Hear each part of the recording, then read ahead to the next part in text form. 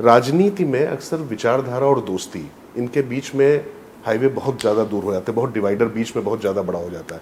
मैं ये सवाल, मुझे नहीं लगता किसी और से मैं इस तरीके से पूछ सकता हूँ और कोई इसका जवाब इस तरीके से दे पाएगा, क्योंकि आप राहुल गांधी जी के साथ काम कर चुके हैं, नेता प्रतिपक्ष हैं, कांग्रेस में भी आप मंत्री रहे और लगातार काम किया है, पूरा पारिवारिक विरासत है, उसके बारे में देश को बताने की जरूरत नहीं है। लेकिन आज की तारीख में जिस तरीके से संसद में कांग्रेस का व्यवहार, आपके पूर्व मित्र का व्यवहार, नेता प्रतिपक्ष का व्यवहार, कैसे इसको आप डिफाइन करेंगे? क्या लगता है आपको? जब एक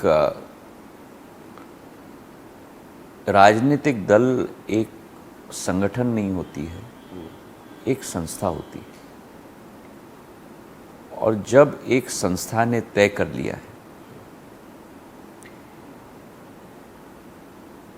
कि वह अब शिथिल होकर एक नकारात्मक प्रवृत्ति के साथ अपने आप को आगे करने के लिए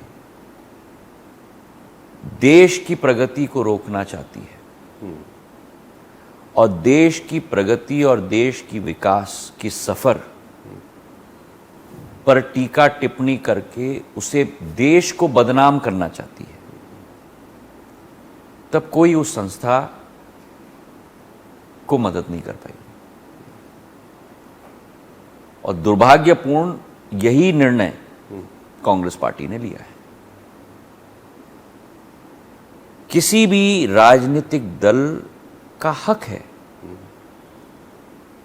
सरकार की नीतियों का, सरकार की विफलताओं को उजागर करने के लिए, पर किसी भी राजनीतिक दल का हक नहीं है देश को बदनाम करने के लिए, देश को नीचे दिखाने के लिए। आज एक संस्था, संवैधानिक संस्था नहीं बची है जिसको कलंकित करने का काम कांग्रेस पार्टी ने न किया हो।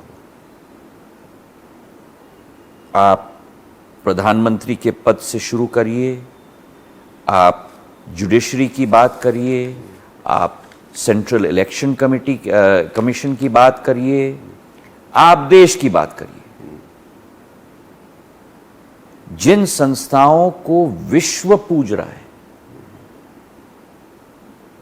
आज मोदी जी के क्षमता के आधार पे ही, जब प्रधानमंत्री जी ने मुझे यूक्रेन भेजा था, उस समय 20,000 हमारे बच्चे यूक्रेन में फंसे हुए थे, लेकिन उनकी सफल क्षमता के आधार पे ही दोनों देशों ने, जहां जंग चल रही है रूस और यूक्रेन के बीच में, दोनों देशों ने यह तय किया कि राजकिशोर जी अगर भारतीय विद्यार्थी हैं, उनको सुरक्षित हमको अपने क्षेत्र से भेजना है।